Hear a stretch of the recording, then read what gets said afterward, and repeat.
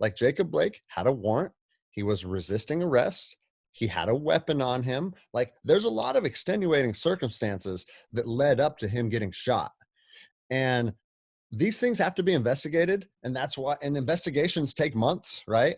But at the end of the day, you have to look at that situation and be like, yeah, he should have he should bear a lot of responsibility for what happened too, because complying with the police, it's overwhelmingly easy. Everything you said. And if I was resisting arrest, I probably would not walk towards my children.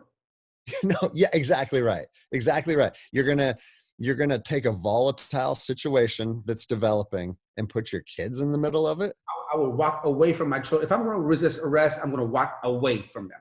Yep. And then you see the CNN headline, like father shot in the back in front of his kids, you know?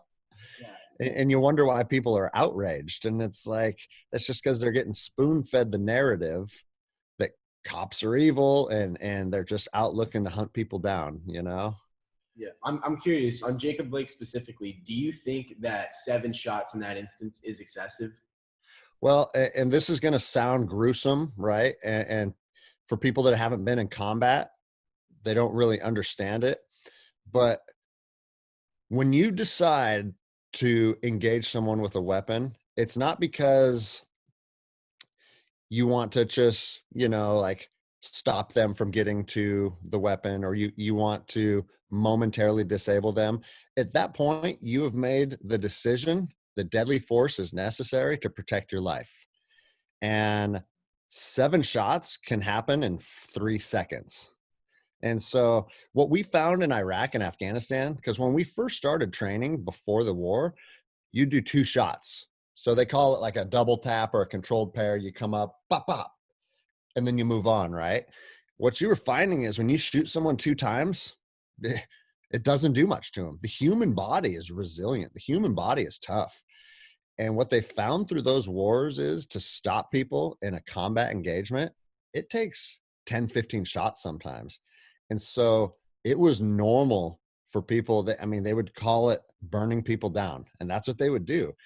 And I understand that that's probably not like a politically correct thing to say, but in a combat scenario, it's very common for someone to get shot 10, 15, 20 times, because that's what it takes to kill a human being. And even if you're getting good shots, the human body still has minutes of life in it, you know, unless you hit someone like right in the brain, they still got fight in them. So it's a common thing that we see. And that's why it doesn't surprise me when you hear someone, oh, that guy got shot 20 times. Well, yeah, but there was 3 cops. And if you look at how fast it unfolds, a lot of times that's 3 seconds of engagement. And there's, I mean, you got these big adrenaline dumps. You've just made the decision to take a human life. You're in fear for your life, and you got that tunnel vision going on.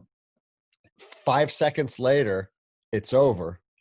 And now you're being held to all this standard of everybody nitpicking every little detail on the internet. They have no idea what it's like to be standing there in that moment, you know?